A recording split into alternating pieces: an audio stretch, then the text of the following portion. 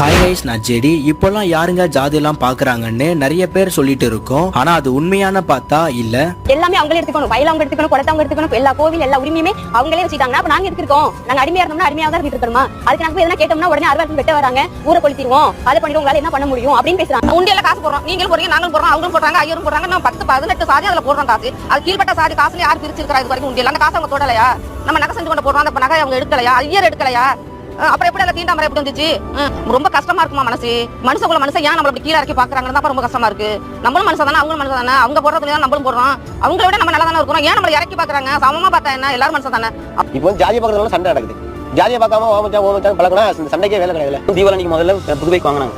அதை வாங்கிட்டு கொஞ்ச நாள் ஓட்டின பிறகு எல்லாரும் புது வண்டி வாங்கிருக்கோமே, அவங்களுக்கு பொறாம பிடிச்சதுனால தீபாவளிக்கு என்ன பண்ணிட்டாங்க, அந்த புது வண்டி கட்டி கிணத்துல இறக்கிட்டாங்க. ஜாதின்ற அழுக்க நம்ம எல்லாரும் ஒண்ணு சேர்ந்தா கண்டிப்பா அதை அழிக்க முடியும். அவங்க மாற மாட்டாங்க, நம்ம தான் மாத்தணும்.